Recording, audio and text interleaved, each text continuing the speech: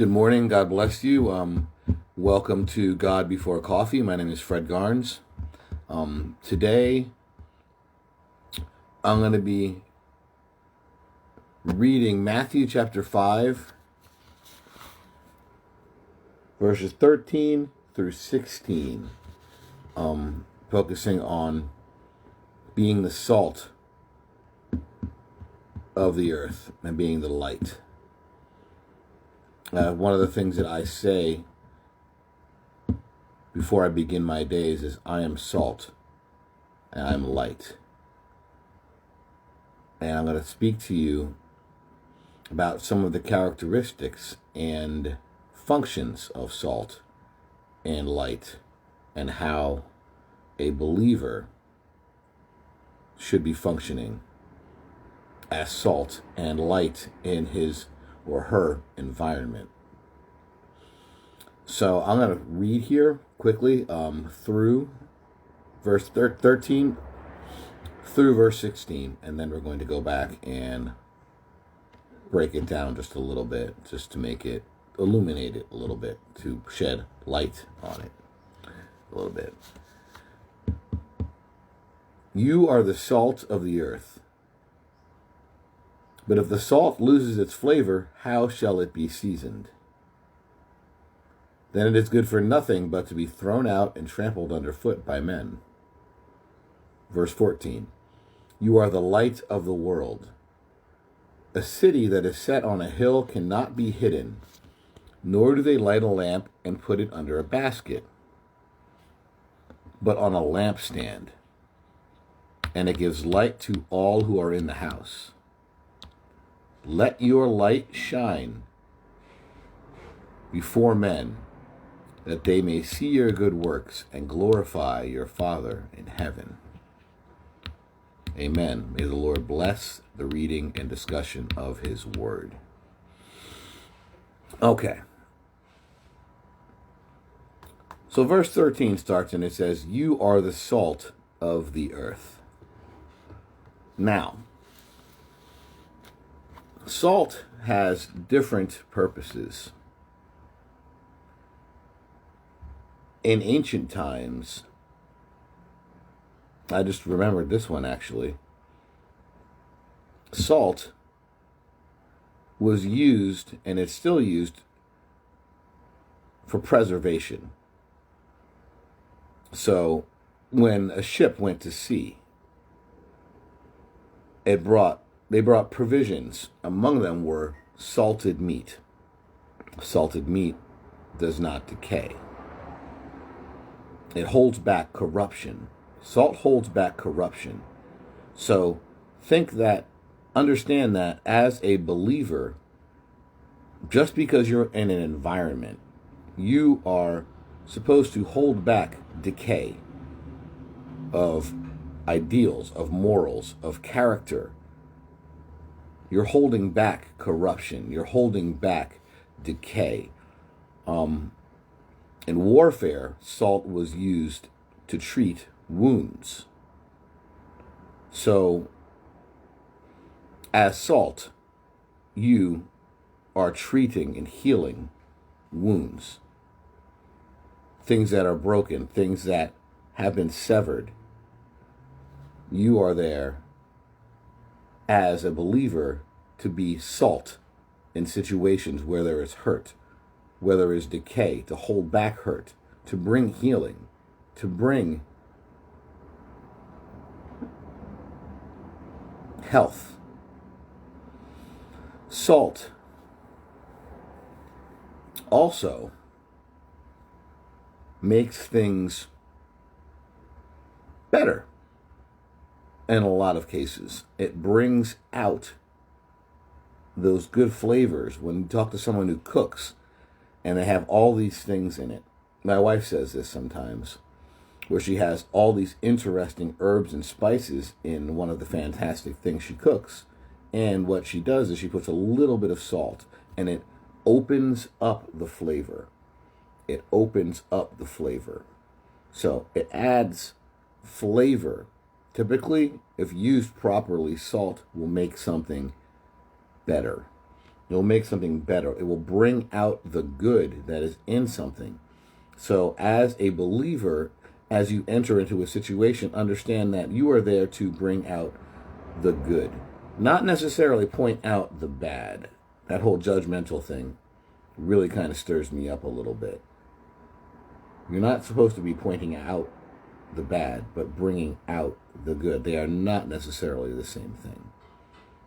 And typically, judgment closes doors, closes hearts, closes minds to any of the good that you would be bringing into a situation because you're too busy doing this. You're bad. I don't like that.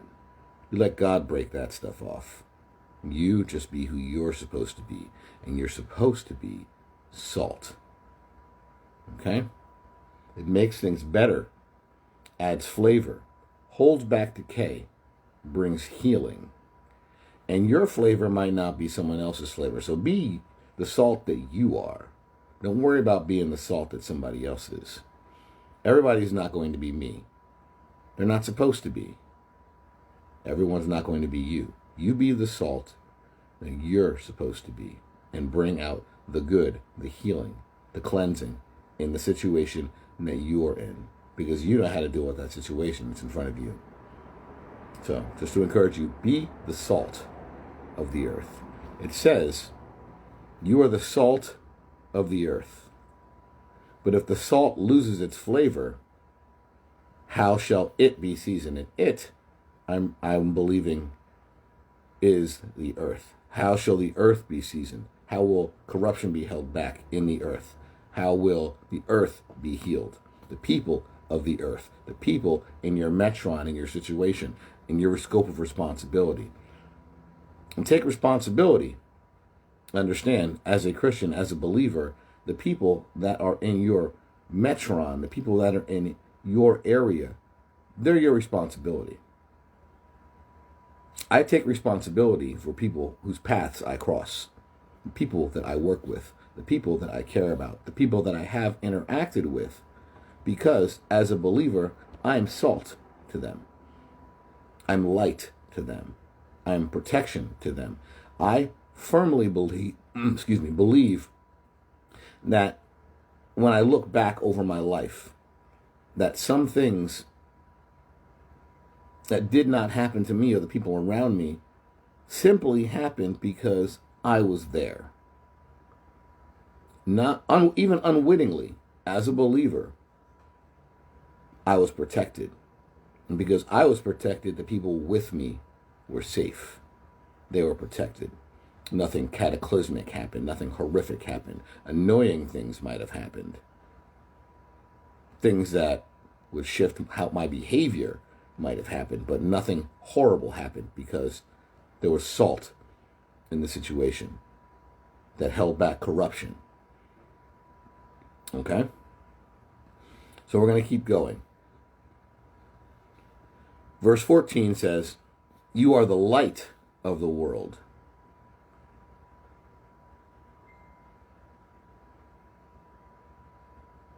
Chew on that. You are the light of the world. Light has a lot of different functions. Light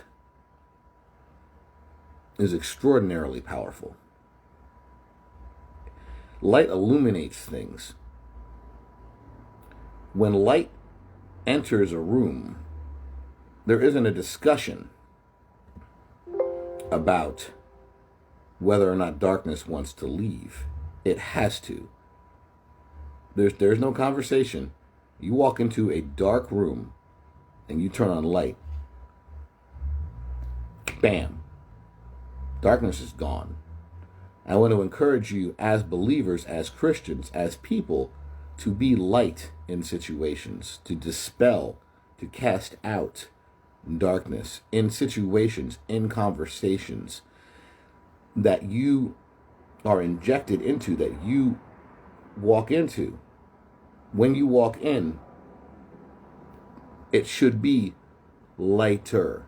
It should be a lighter room, a better room. There shouldn't be heaviness. Light is also an adjective for light, ease. bring ease, bring light. You can bring ease, you can bring illumination to a situation, to someone, because of how you walk, because of how you live, because of what you say.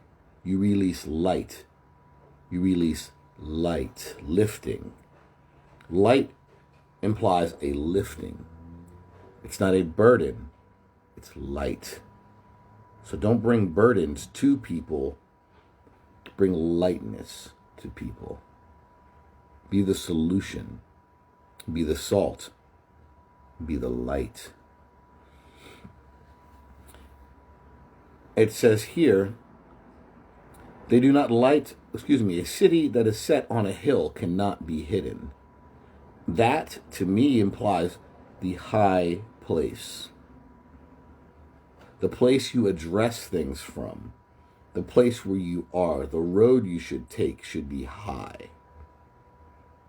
There are a lot of things, not that you are better than people, but there are things that are not in your lane that you do not need to be dealing with, that you are dealing with, and you are above them.